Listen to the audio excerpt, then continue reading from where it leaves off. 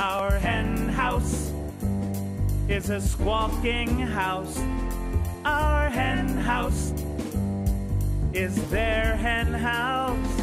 Our hen house, ooh, it's a funky fresh house. Our hen house is your hen house.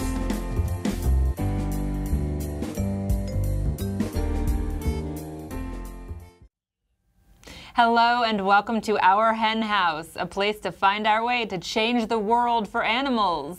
Joining us today will be Piper Hoffman, a writer, thinker, dare we say pundit, lawyer, and law professor. Piper teaches animal law at Brooklyn Law School. Something you know a thing or two about, Professor? I like to think so. You've actually called yourself the Professor and Marianne. No, actually I call myself the Professor and Marianne. Not many people could do that. Is that why you became a professor? Well, it was a plus, I have to say. Though now my students don't remember that anymore. Oh. Every year they get younger. It's just bizarre. I can't wait to talk to Piper about some of her experiences teaching animal law. We'll also be chatting with her about how she feels about ants. Ants. Yes, ants. Yeah. That's what animal rights activists talk about. And then we will be joined by Danny Carabano. And Danny is the culinary mastermind behind Park Slope's V-Spot, one of Brooklyn's premier vegan restaurants. I hear that Danny is going to be feeding us today, and Yes. I not only hear it, but I smell it, because the scent in the studio right now, I just wish we could bottle this, and I'm very excited. But before we get to our guests, we're going to fill you in on what's been happening in our world lately, and we'll also catch you up on some issues regarding animals. So please, pull up some hay. Let's get squawking. Hello, Marianne. Hi, Jasmine. It seems kind of ridiculous for me to ask you how you are, since we seem to spend every moment together, waking moment and sleeping moment. And millisecond, and it never gets old, honey. It never gets old. No, I know. I'm constantly charming, but how are you? I'm good overall, because I can smell the food in the studio, so that will ultimately put me in an excellent mood. But I have to admit, I'm having a bit of anxiety lately. About the fact that spring has sprung and we have this gorgeous garden in our backyard. That's not what's giving me anxiety, but what's giving me anxiety is that we're going to have to do something with the garden. The potential for us to destroy our gorgeous garden? I kept thinking that it would just be under snow, because we just moved here and it was this beautiful potential problem, and now it's this beautiful problem that's here. I don't know how to... I'm not sure I would think of it as a problem, but yeah, it is a bit of an issue. Like, we don't know how to garden. We lived in Manhattan for eons. A weed is. Well, a weed is just a plant that's in a place where a human doesn't want it. But why don't they want it? Maybe we should like stick up for weeds. No. All right, no. We're already talking to Piper about ants later. We're not going to start sticking up for weeds. But we can't become... Fulfilling everybody's expectations. We're such cliches.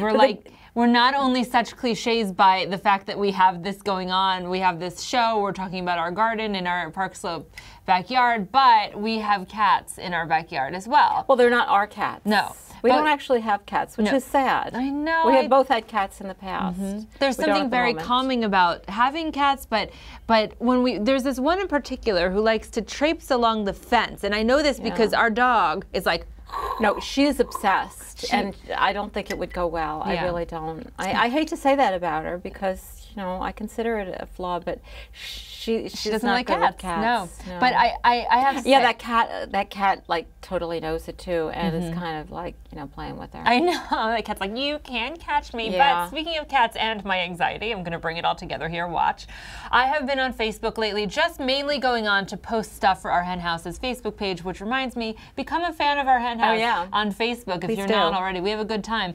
I was on our Hen House's Facebook page, and then I was looking at my wall, and my friend Carrie Cronin, who is a columnist for our Hen House, she just recently adopted she rescued this cat, and the cat was pregnant, so the cat gave birth. You're seriously going to talk about how you look at cats on the internet? I'm going there. I figure it's episode 3. Talk about fulfilling people's expectations. I know, but I'm not only going to talk about it, I'm going to show this video of it, because every time I see these cute little, look at them, Marianne, look at these cats. Yeah. No, I've seen the video too. I realized that we are Her name is Miss Ernie. Do you think they thought that she was she was a no, boy. but look at she this looks one. like just Look at the one, the Oh little my orange God. one, with the, right there. Oh right, my Stretchy God. stretch. We're actually doing it. We're actually showing cute. You know, fuzzy I think we cats. could probably just show this video over and over, and people would like it better than looking at us. And not even talk, and just show this video, because that's how fantastic these kitty cats are. You know, they don't all have homes. No, but she is in Ontario. Canada, Yeah. There are, of course, cats People available. would go to Canada for those cats. But there's cats available at the shelter. Let's face it, go there and adopt There are them. so many cats available at the Everywhere. shelter. It's very sad. And there are kittens available too. You know,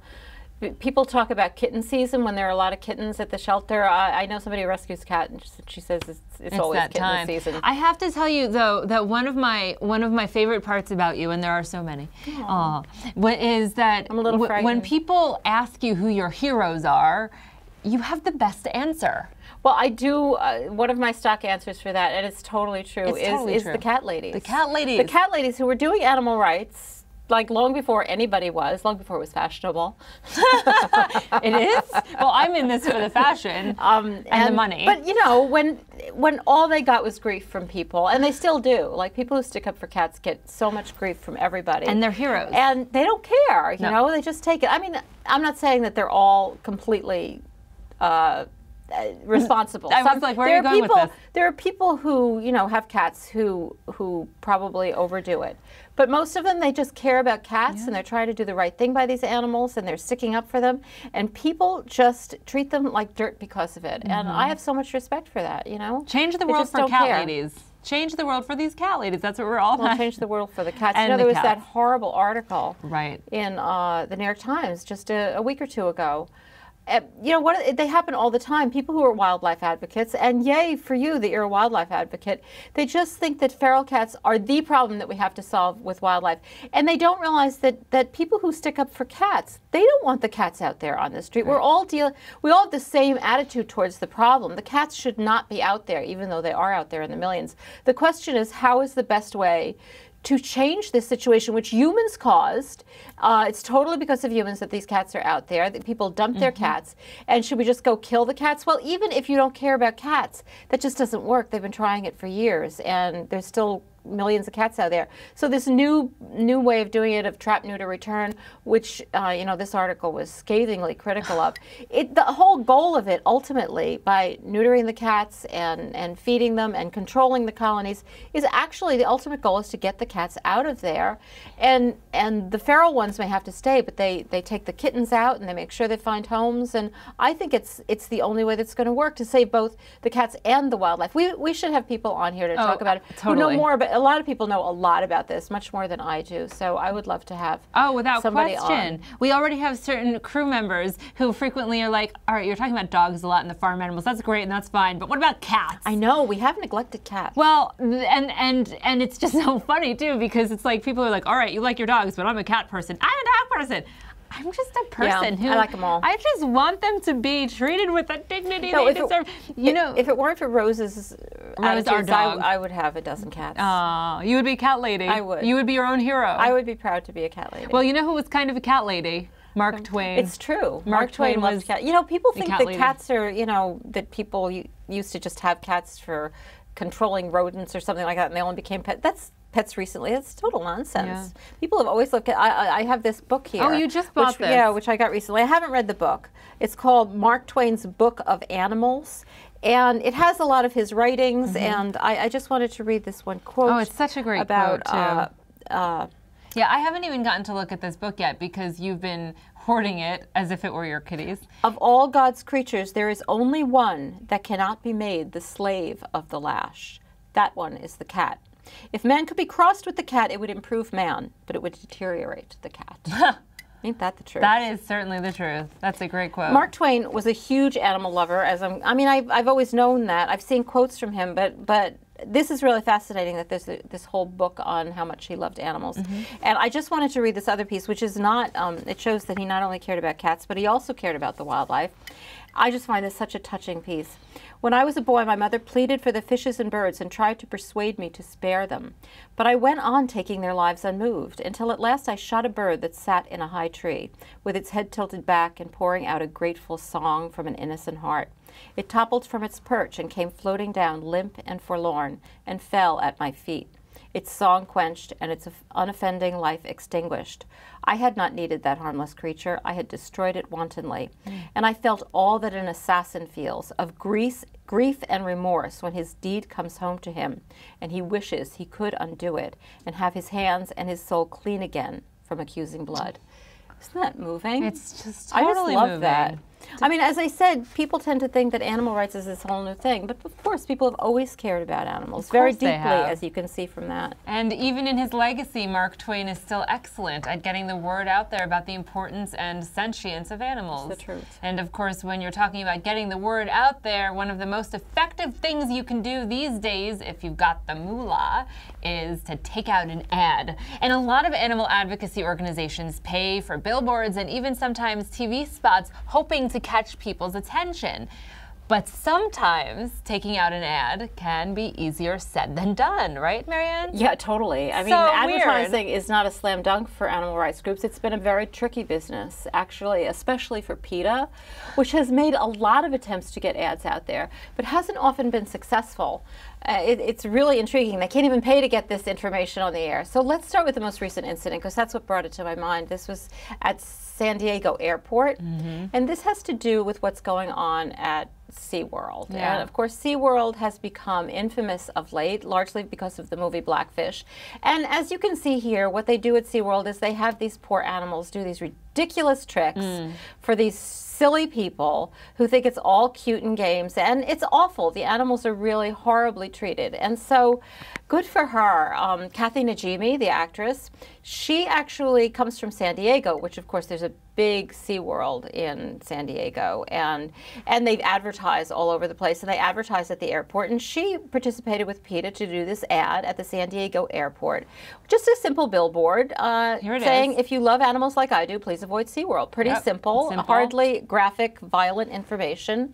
And you know, the airport said no. They said no. They banned this ad. Unbelievable, isn't it? This blows my mind. Yeah. It truly blows my mind. They won't let people pay to suggest that people shouldn't go to SeaWorld. And of course, you know, SeaWorld is a big business in San Diego, but now there's a lawsuit going on. The ACLU is actually joining with PETA to look into this. That's because the airport is a public entity. PETA has actually had a history of having trouble getting ads out. Are you saying that PETA likes media attention? Well, of course, there are probably instances where PETA has an ad that they think probably won't get picked up, and that might be the impetus for it. I think that happens sometimes, but I don't think it happens all the time. Well, there was this ad with Joaquin Phoenix, and he was a young, sprightly thing. Yeah, it was a while back. He's a good-looking fella, I will say. He was adorable. And this, let's just take a look at this ad that was also banned. Juicy plums, sir.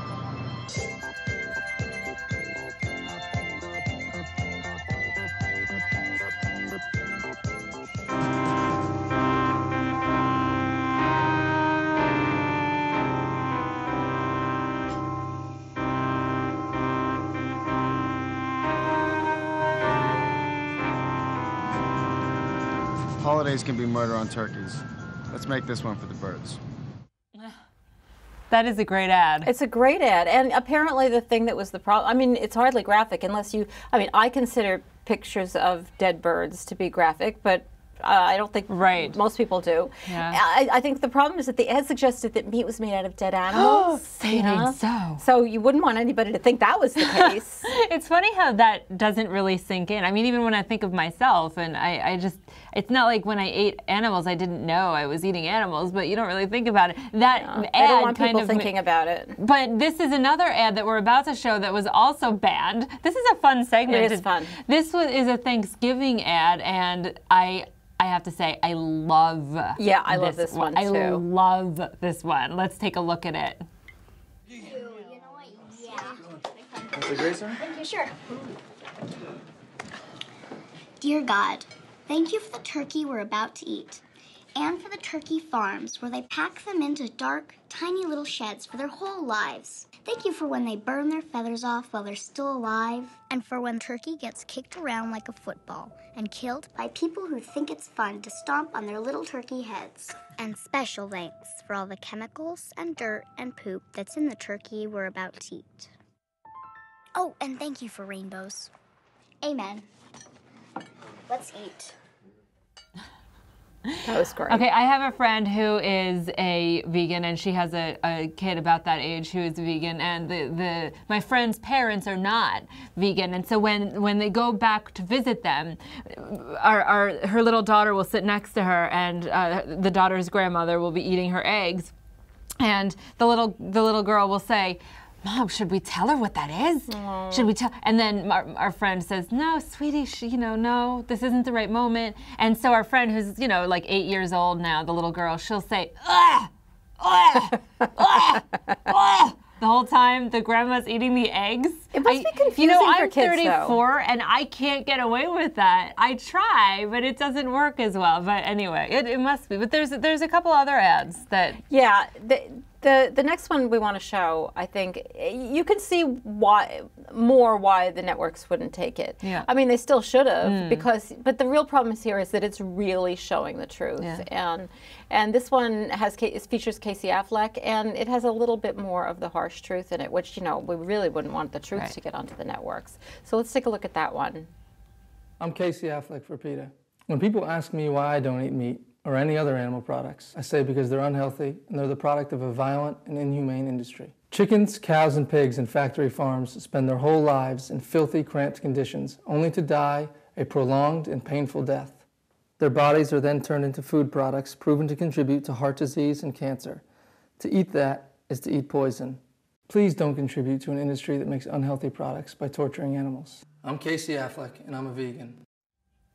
Okay, we have another one to show that I'm just going to go into pretty quickly because this next one is... That's my favorite, I think. What, the next one's your favorite? Well, it's very, very funny. I love this one. So let's show this next one to kind of erase that image from our minds. Attention shoppers. Do exactly as I say and nobody gets hurt. Resist and innocent creatures will be beaten, scalded alive, dismembered. And their throats will be slit, while countless people will be poisoned at random by food laced with deadly bacteria. It's your choice. But if you know what's good for you, you'll meet my one simple demand. Go vegetarian!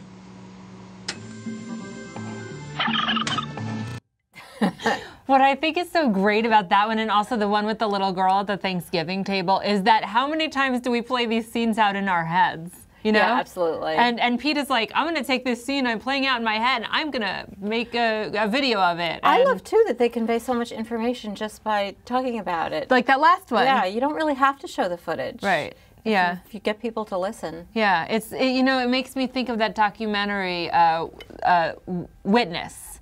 And it shows footage of fur production, but rather than actually showing the footage, there's this unbelievable scene where for, I would say, 8 minutes straight, you're not looking at the footage of the fur production, you're looking at footage of people watching the fur production. Yeah. And that is what stuck with me from that documentary. You're totally right. It's very deep. It's very deep, not to even show it at all. And I have to say, it's no wonder people don't know what's going on with animals when animal rights groups can't even pay the networks to let them run ads.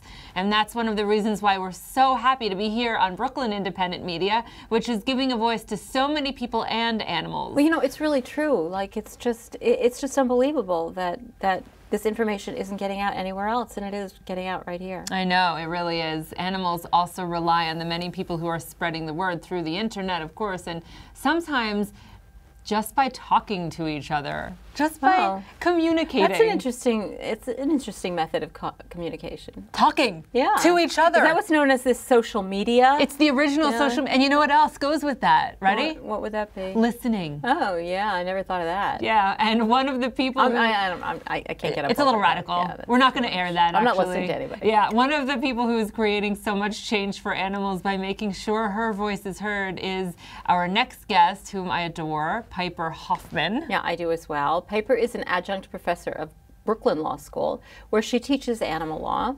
And she's a big smarty pants. She graduated from Harvard Law. And she's also a writer. She blogs for Care 2 and at Rock the Boat and Choosing Child Free. Plus, in our personal favorite of her writing gigs, she's a columnist over at the Our Hen House online magazine. How did we get her on? I don't know. We're lucky. Yeah, we are. Well, and you will be too. But before Piper joins us, as she's getting mic'd up, we'd love to have you take a look at a small segment of an original Our Hen House video, New York City Vegan Weekend on a Budget, which we made a few years ago now, and which offers some great ideas for where to get some good cheap eats here in Brooklyn. Did you get your Metro card yet? Welcome to Brooklyn! Bagels, the wonder food of New York City. On your vegan weekend on a budget, you're pretty much obligated to have at least one. And thankfully, they're almost always vegan. You'd even be surprised at how many regular little bagel places, which are basically everywhere, carry vegan cream cheese that's tofu-based. Just a short walk or subway ride away is the most romantic morning you can imagine at the Brooklyn Botanical Gardens, which on Saturday mornings is totally free. Next stop, Williamsburg, Brooklyn, the land of the hipsters and amazing vegan food, including Champ's Bakery.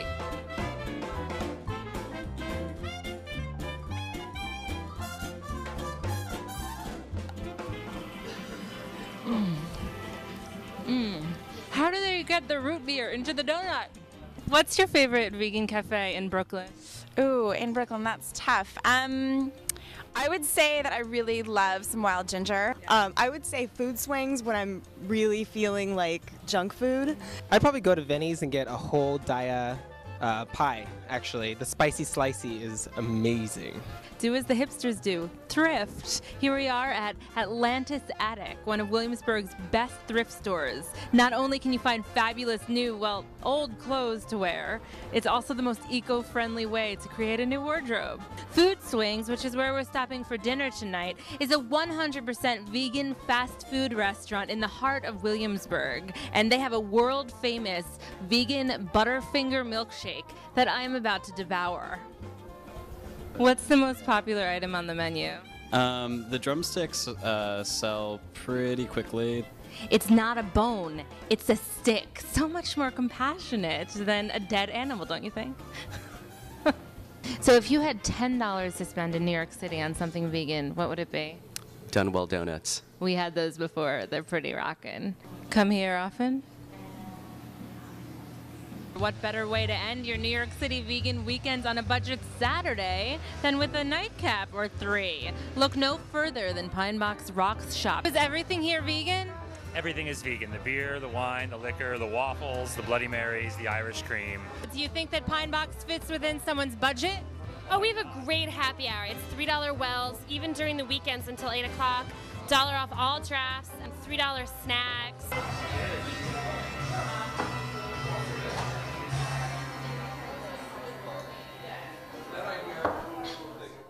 That video made me really hungry. I'm a little hungry right now. Yeah. You looked very different. That was a while back. It was a while back. Yeah, and sadly, the Food Swings is now gone. It's gone. That is really a tragic development. It's really sad. I've heard that there's some new drumsticks coming to Brooklyn, but that's, you know, I'm just hoping that's true. So it's really a pleasure to have you here on the show, Piper. Yes. I can't wait to have a conversation with you. Welcome, Piper. Welcome to our Hen House. Thank you. It's a pleasure to be here. It's so wonderful to have you. Now, we promised the people, and those are the people, that you would talk about ants. Because who doesn't want to hear about ants? Who doesn't want to hear about ants? But I'm actually referring specifically to an article that you wrote for your column on our Hen House, and I loved this article. Yeah, it was called "How Vegans Illogically Choose to Be Outcasts" or something. And it was not only a great title, but you start with this story of how you got an ant infestation. Tell us about it. I was alone at home one night after dark. And I heard this sound, which turned out to be hundreds and hundreds of ants that had taken over my bedroom. Oh my God. So I called these. Is this a common event in Brooklyn? I really don't think. I think it's just a common event in my house.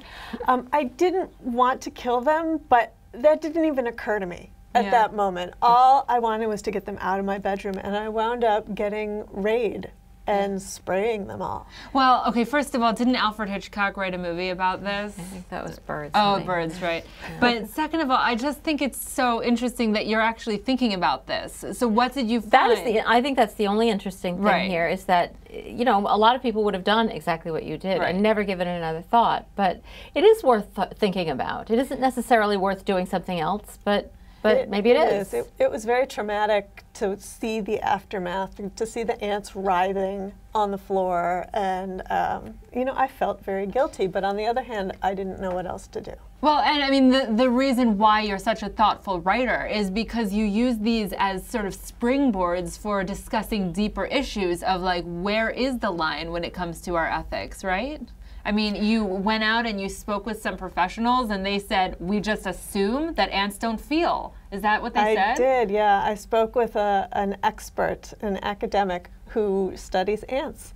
And he said, we assume. Theoretically. Like what point? I mean, I hope they don't. I really do. I hope they don't. But I really but I don't know how you too. can just base it. I mean, people assume, you know, people for years have assumed that all animals didn't feel. I was in third. It's pretty much accepted as nonsensical now. And I was in third grade when I learned what happens when you assume. But you know, I'm not saying I'm not saying that what you did was in any way wrong. And I don't, you know, I just think that what's interesting about it is that it's a quandary. Like living in the world is a quandary, and where to. I mean, it's really using violence. Where to use violence and not use violence is a choice we should make, not just to mindlessly do it. I think, and I love thinking in that way. It's impossible to be a perfect vegan. Yeah. You just have to do the best you can because we're surrounded by industries that use animal products. But we don't want to use that as an excuse. Well, I can't be perfect, so I'm just going to not do anything. Right. You have to do what you can. You have to do your best. Why can't, and speaking of violence and doing what you can, you know, Passover is coming up, and I know this because my mother keeps calling me and saying, Passover's coming up. My mother does not talk like that. And it's a good time to talk about kosher traditions and how they intersect with the welfare of animals, because I think this is a hot topic for a lot of people. Piper, can you talk a bit about animal welfare as it relates to kosher? Sure. The laws of keeping kosher, which is called kashrut, are founded on a basic goal of animal welfare. So there's a principle in Judaism that you're not supposed to cause animals suffering. There is a quote in the Bible that God's tender mercies are on all his works, which includes animals. That's really beautiful. It's a good one, and it gets cited a lot in discussions about vegetarianism. Perhaps one of the most disturbing things that's happening right now, though, in the world of kashrut is the intersection of the laws of keeping kosher with USDA regulations. That intersection is a catastrophe. So this has to do with slaughter? Yes. Okay. Yes, this is about slaughter, and this is an argument that nobody who keeps kosher should be eating meat. The laws of kashrut require that that first you examine an animal for disease, then you focus your attention on the animal and you say a prayer, a blessing for the animal that you really mean, that you really are thinking about. And then you kill the animal with one swift cut across the arteries. Wow, I think we have some footage that we're playing too of what is this footage of? This is a kosher facility, and it's really unbelievable to look at what's going on here. It's truly remarkable when people think that kosher slaughter began as something that was supposed to be kinder to the animals. So there, what we just saw was that first cut, and now we have the second cut. Wow. Which there is not supposed to be. Do you see that sawing action? So when you slaughter an animal in a kosher way, you check your knife first to make sure it is perfectly smooth, because any notches would tear the flesh, which would hurt. So that first cut is supposed to kill the animal or render the animal insensible to pain. Instead, in that video, they were doing a second cut with a sawing motion, which tells me that's not a smooth knife, and that animal is feeling pain, which it's not kosher. So that's at that not even point. kosher. I mean, kosher slaughter, I know, has been controversial in Europe.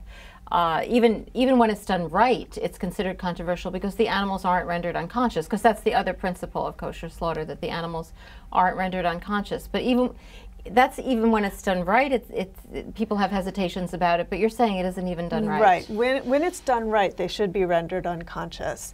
But the part about the USDA regulations is that the animal, before they are cut at all, are shackled by one ankle and hoisted into the air. And that is to make sure that the blood drains out of their body, that they're not on the floor in the blood of other animals. So in kosher slaughter, you don't do anything to render the animal insensible before you make a cut. So they hoist cows up by one ankle, which just tears the skin right off their ankles because that's a lot of weight to hang from one ankle. And then they do the cut. And because of that hoisting, that shackling and hoisting and the pain that that causes, it's hard to imagine how this could possibly comport with the laws of not causing animal suffering. I mean, of course, that machine that we saw was is an attempt to overcome that by turning the animal completely upside down, but it just all seems like it's not in the spirit. It's not. Instead of saying a blessing over every animal in these kinds of slaughterhouses, they say one in the morning and that's it, they're done. So what about the way animals are raised? Does kosher ritual or certification have anything to do with the way they're raised? Kosher, not necessarily, but Jewish law generally has a lot to say about it. There's a legend about a rabbi who, a calf approached the rabbi and seemed to be pleading for help. And the rabbi took the calf, lamb, might have been a lamb, and brought it back to the slaughterhouse. And for that, God punished him. And the reason was that this was a baby animal who had not had a chance to experience the pleasures of life. Well, animals in factory farming never experience the pleasures of life, and most of them are killed when they're very young. They're babies. They're all babies. So that's not in the spirit of the law. Yeah, it's really shocking. And I know so many people who just feel that if they're buying kosher, then they're safe, that the animals have been treated well, and they're really from the same factory farms that other animals are from, and the slaughter processes aren't well implemented, and people are deceived. Again, people are deceived. They think they're doing the right thing by buying kosher, but not necessarily. Yeah. Definitely not. And I have so many things I want to ask you about, Piper, but I'm just going to switch gears for a minute because I know that in addition to writing about animal rights, you also write a lot about the child-free movement. I do. Apparently you can't get enough grief. Yeah. So you write about animal rights, and then you write about being child-free, which really puts people's backs up. Because it means when you're child-free, it means you hate children, right? Yeah. Oh, absolutely. You just loathe them. It does not mean that at all. So what does it mean? What is the child-free movement? The child-free movement is people who have decided that they don't want children. It's a conscious choice. And it doesn't mean that you don't like children. In fact, a lot of child-free people are in the child care industry as teachers or daycare providers. They understand what a serious undertaking and responsibility it is to have children, and they've decided that's not something that fits into their lives. I would like to know how this fits into your worldview of animal rights, because I know that that's something you've actually written about for our Hen House. You have an article that was called When Vegans Have Children, and I am just dying to know how this intersects for you. Well, I think for me, one thing is that once you start questioning the norms of society and the expectations, you can't stop. It starts with the ants. Yeah. It starts with the ants and then the cows, and you're on to children. I know. Once you realize that everything you taught wasn't necessarily right, you start to realize, well, really a lot of it. When I think back to all that crap I learned in high school. Oh, tell me about it. You realize a lot of it. People just take these things at face value, but once you start questioning them, they don't make sense necessarily, or at least for you. They don't make sense for everyone. Yeah. And so once I started thinking about it, I realized that thinking about not having children felt like a relief. And yeah, that is a sign you probably shouldn't have children. If everybody who had that feeling didn't have children, it just makes me sad that you have no fulfillment in your life, though. Since you don't. You wouldn't believe how often I hear that. People write me letters saying, I feel so sorry for you. Well, they say it for me about veganism, and as we're going to see for the rest of today's show, the last thing we are is deprived. But I want to go back to how it specifically relates to being an animal rights activist? Well, one of the primary things is that the more people you create, the more consumers of animal products there are. Well, that's true. A lot of vegans protest that their children will be vegan and will not be consuming any animal products, but there's no guarantee. Children often don't do exactly what their parents do. It's sort of a well-known trait of children. I just want to point out something that in case my mother is watching this, that Mom, I'm not straight, but I did wind up marrying a lawyer. Go on, Piper. You got half of it right. I did. So another problem with creating more people is that you create more consumers generally, and that has a big impact on the environment, which of course has an impact on animals, destroying their habitats. And especially if you do it in this country, because first world countries, developed countries, their residents consume more by a lot than people in third world countries. So we think of, in Africa, they're all having so many children. Well, it's really our children who are the biggest problem. Yeah, not my child. So one thing that really drives me crazy is, this is on a more micro level, but when people seem to think that having companion animals is some kind of practice session for having kids, and then if somebody gets pregnant, they're pushed to get rid of their companion this was animals. another article. Like, well, they've served their purpose. You should move on now. And yeah, you wrote another article about that I just loved, and so many people loved that article and felt very vindicated by it. It's shameful to me how many animals there are in shelters who were put there because the family had a new baby. And I don't know if they feel that the animal will attack the baby or that they just don't have time anymore, but it really shows a failure of responsibility. I mean, I worry about what kind of parents those people will be. Seriously, I think people who would just get rid of their dog or their cat, it especially happens to cats, I think, just because they're having a baby, I'm not sure they're the people who should be having babies. It doesn't, that seems like a very bad sign about their compassion. The ones who got a dog to practice and then get rid of the dog, it's like, you know what, your experiment failed. I would be worried about the baby attacking the cat, personally. Maybe you give back the baby? And loads of people have wonderful relationships. My mother had a dog, or my parents had a dog when I was born. I think it was a wonderful part of my babyhood and childhood. And also, it makes you less allergic as you grow up. You're growing up with animals. So there's so many reasons. There's so many things to talk about, and I have to say that one thing we've been talking about on our show since we started is that Marianne has been dying to eat food. And that's not really just since the show started. No, that's true. That's since she started, right? Yeah. And one thing that we are very good at is knowing the vegan restaurants in town. I know that later in a few minutes we're going to have Danny on from the V-Spot, but before we have him on, Piper, we were talking and you said that in addition to all of the incredible vegan restaurants in Brooklyn and in the rest of New York City, there are so many wonderful vegan options available at non-vegan restaurants. And I said, do tell. And you said, well, I shall. And I said, bring it on. And what did you bring for us today? Well, to welcome you to Brooklyn, orient you to the treats that are available, you will notice from this that I have a sweet tooth. We have here a chocolate peanut butter Rice Krispie bar from a cafe called Has Beans on 5th Avenue between 17th and 18th. We have banana bread from Nadra's, which I know from the Park Slope Stoop interview you mentioned that you like Nadra's. So that's banana bread, and they're on 7th Avenue between 11th and 12th Street. This is from Le Albero dei Gelati. I don't speak Italian, but it's on 5th Avenue between 4th and 5th Street. Every day they have a vegan cake. And that looks they have amazing. Marianne, vegan gelato. Oh, come on. On a basis I don't even want to know about almond milk. Really? They do. Are you kidding me? Well, it just goes to, and these are just 3 examples. I mean, throughout Brooklyn and throughout really anywhere, we've traveled far and wide. You could find vegan options when you look. But can we try some of this? I'm starting right now. Yeah. All right. So I'm gonna go. Yeah, I'm gonna go for that guy too. No, I'm this one. All right. I love that this is available and that you sought this out. I'm excited about being your neighbor, Piper. Oh, it was not. It was like a 20-minute walk around the neighborhood, picked all these up. I happened to pick up 2 of the Rice Krispie bar and have one myself. Really unbelievable. Okay.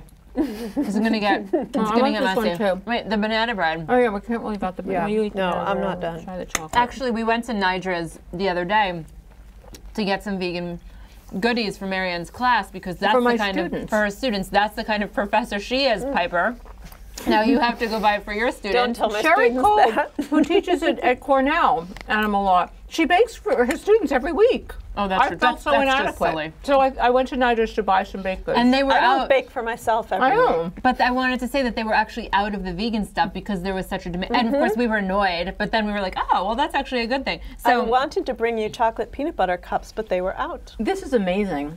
so is the banana bread. I haven't It's tried amazing. the banana bread. Yeah, I me haven't neither. tried everything. Piper brought them. Piper, we are so I'll be completely offended. thrilled that you have been able to join us and to feed us, and we hope that you come back and bring us I more would food love and to. share more of your wisdom with us. And people could Oh, stay on God. top of your writing in a variety of places, including at our henhouse.org. Click on Piper Hoffman for her column. I have banana bread in my mouth right now. I'm just going to keep talking with it. Piper, please stick around for our next guest because you will be glad you did. Trust me. I'm so excited about Danny Carabano, who's one of our favorite people in Brooklyn. I mean, for one thing, he has a great personality and he's a lot of fun. Not to mention, he's just an all-around really great guy and he makes amazing food and he is going to be feeding us unbelievably delicious food. And in case you haven't guessed it yet, we're basically in this for the food. Absolutely. Yeah. I think most vegans are. I think so. That's all about right. the food. It is. And V-Spot has been a Park Slope mecca for vegans and the vegan curious since I think 2006, and it just keeps getting bigger and better. And while Danny is setting up the grub he brought, and while we're finishing this off, we have a very special brand new advertisement from Farm Sanctuary that we want to share with you. And let's hope that this one doesn't get banned from the airwaves.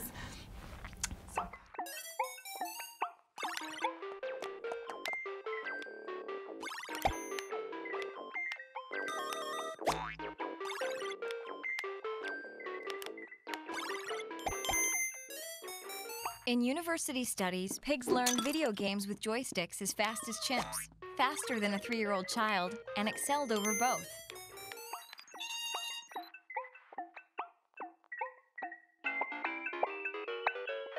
Pigs are friends, not food.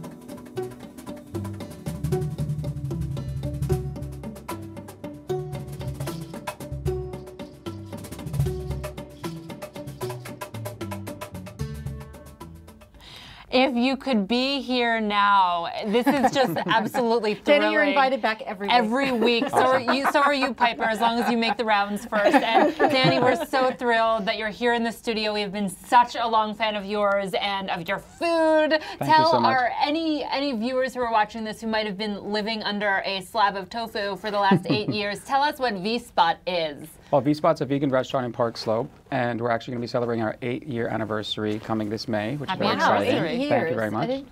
Amazing. That's it. So, and what kind of food do you have at V-Spot? Well, we do specialize in Latin cuisine, but I look at myself, I'm half Colombian, but I look at myself more of like a Brooklyn boy. And in Brooklyn, you have so much variety and so many different types of food. So we have Asian food, Latin food, Italian food. We do a great lasagna. We have raw nori rolls, gluten-free options, a very wide variety. That's one of the things I love about V-Spot. I mean, I love the fact that you can get Latin food there because it's not that easy to get vegan food from Latin cuisines. That's true. But you have so many other things as well. You really have that variety in your menu. Yeah, I really think I focused the menu a lot around what I wanted, and I don't really want to eat burritos every day. I love them. They're delicious. Empanadas are delicious, but I want some variety. I want lasagna. I want eggplant pasta. And you change the menu up a lot, too. Definitely, yeah. Once I get bored of the food, I change it up. So you said you have had V-Spot for 8 years, which is unbelievable to me. And I just want to know how things have changed. How have you seen the desire for the food that you offer change in the past 8 years? Well, one thing that we are kosher certified now, so there's definitely been a change there, and you see a lot more people who follow and eat kosher coming eating at the restaurant. They see that's another option for them. And the second thing is that I do wait tables at times, and I hear Spanish being spoken every shift. Oh, and interesting. again, you know, Latin people are a little bit timid when it comes to vegetarianism. They don't quite understand it. And so they're almost a little afraid of it, as you know, the concept of it is so new to them. Not anymore, because you see, I go and I even wait tables sometimes speaking in Spanish the entire time, which I love seeing that change, and I love seeing people from my own heritage coming and trying this new food and realizing, especially because Latin American people and men in general have a lot of problems with heart disease, high disease of heart disease, high rates of heart disease, and they really need to make these kind of changes in their diet. And the quality of food, in my opinion, is the same. So. I think that one thing that is so fantastic about everything that you're doing is that you're really changing the world for animals through food. And I love that you also bring so much humor into what you do. And I want to hear about your comedy nights in a second. But first, I want to show our viewers this 30-second video that you made that I think is one of the funniest things that I've seen in a very long time. And it kind of illustrates what you're talking about. So let's show this video. Yo, buddy, yo, you got some change, man? You got some food? I got an empanada, man. Empanada, that's what's up. There you go, bro. Tasty. Yeah, they make them right here, the V-Spot. What's in it, though, yo? Oh, it's vegan. That's what? Vegan. Vegan? Vegan? Yeah, it's good for you. This ain't no good for me. I ain't vegan. I'm going vegan. Vegan!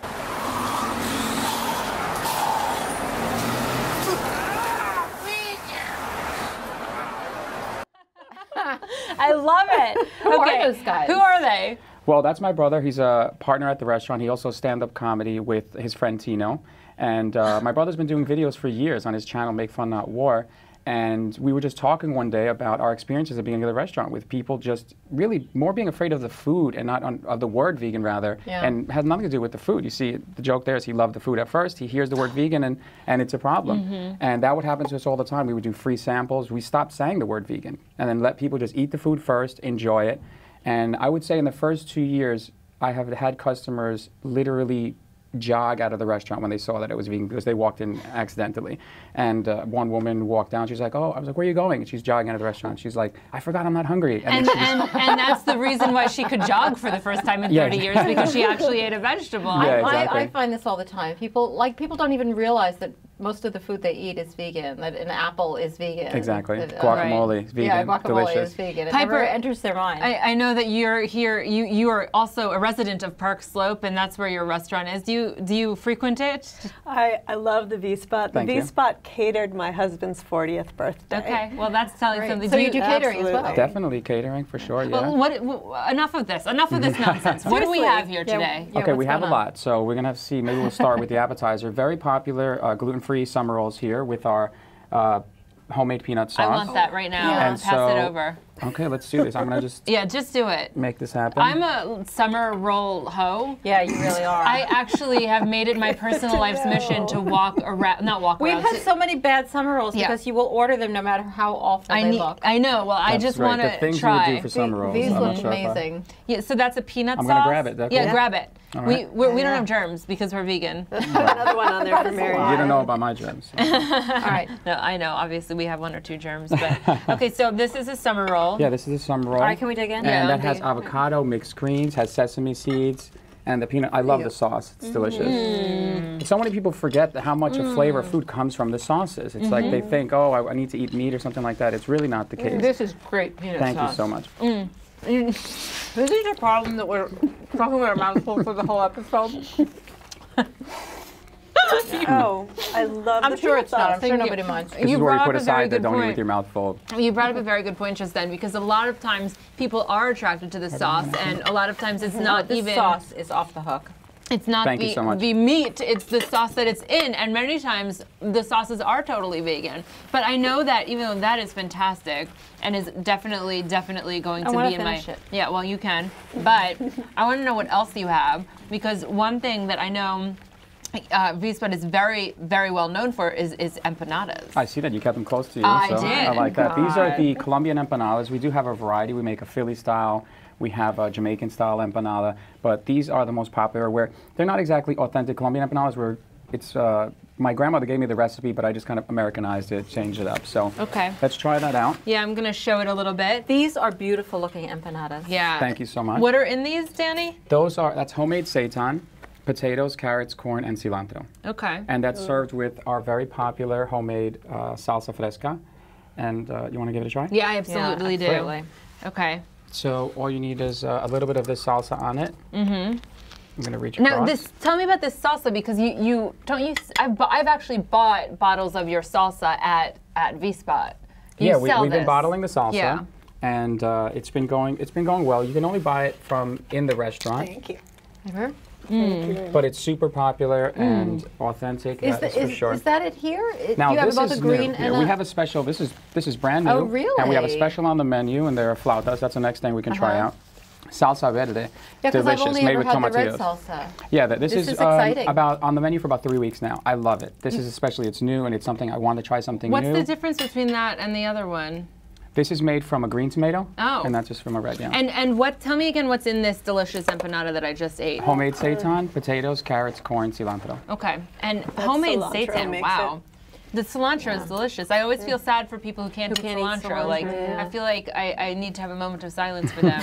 I'll fill that moment of silence with my share. No, if you don't like cilantro, you really don't like cilantro. That's right. That's true. Can we roll the kitten video again? Yeah, yeah, exactly. We need a moment. What else do you have here? This is just so, I can't even believe how much you brought. Well, this is going to be, this is a limited time only, I should say, the flauta. So that's going to be on the menu for about 2 weeks as a special. I'm doing one special every 2 weeks, so 2 specials a month. This is, again, the homemade seitan, but it's ground up. We call it carne molida. And that's rolled in a corn tortilla. And that is topped with lettuce, of course, vegan sour cream, avocado, and the salsa verde. And again, I love the salsa verde. And as well, just to show, I'm showing some of the variety we have. We have the homemade lasagna, which is delicious, organic, whole wheat lasagna. So what's the cheese that's in the lasagna? We do a homemade ricotta, which is made from cashews, and then we top it with Daya cheese. Oh, cashews are such a miracle food. It's true. It's amazing that you could literally come up with a vegan version of every single kind of animal product out there. And I've had brunch over at V-Spot, and I just have eaten your delicious pancakes. And have you had the pancakes? They're the right amount of fluffy, and now you're also doing vegan drinks, which is a new thing for Brooklyn. Yeah, let me see how you. Oh, you're good. Okay. Yeah, so I've been drinks. attending the New York City vegan drinks for some time, and seeing that it was an opportunity for people to both socially meet and kind of just share their experiences, maybe new restaurants they've tried, or anything really, clothing, anything that's really vegan related, or some people are interested and they want to, some people don't even have a lot of vegan friends, they want to make more vegan or vegetarian friends, or some people are just curious. And I'm also very interested in the business aspect, because a lot of vegan, especially food related people, owners, they don't really work together. And I feel like that's a pity, and there's a lot we can learn from each other if we were to get together. And it's not even about the food. If you understand the law or finance, that's huge. Especially we see that restaurant business in New York City is very difficult. I love that idea of vegan businesses helping each other out. You're also doing a comedy night, right? Yeah, the comedy night. So my brother, he is a partner in the restaurant, but he does stand-up comedy for years now, and he hosts a show. It's the first Thursday of every month. Vegan Drinks is the second Thursday of every month, and the comedy show is the first Thursday. He sets up the entire show and brings in comedians. It's a great time, and it's just nice to especially have people come into the restaurant, try the food, but also we have our liquor license, which I think we have the license since October. So that's a nice thing, just to have people come in and even just have a drink. Some people never even think about the food. Enjoy a nice fresh juice cocktail and then realize how delicious the empanadas are. So are you saying that vegans have a sense of humor? Yeah, that can't be bad. Yeah, it's possible. And are you saying that vegans can kick back and have a drink too? Yeah, yeah, have a drink or a 12, you know, it's really... 12 is the happy spot. 12 is the happy spot. I don't know. And happiness, this is my happy spot because I can't even tell you how happy vegan food makes me, and this was certainly a delicious episode. And we certainly hope that those of you watching try V-Spot for yourselves. If they have any food left there. Yeah, you really must. You have to. And that's it. That's our show today. That's it from us hens today. And thank you so much for joining us here at our Hen House. Remember, you can find our podcast on iTunes and Stitcher and on the Our Hen House online magazine, which you can find at ourhenhouse.org. And we are so looking forward to seeing you at the brand new show next week. And I'm looking forward to this ending so that I could just eat the rest of this. So thank you, Piper, for joining us. And thank you so much, Danny. Thank you for having me. We are so excited to eat the rest of this food right now. So see you all next week. I'm gonna eat my empanada. Me too. You have mine. Our hen house is a squawking house. Our hen house is their hen house. Our hen house.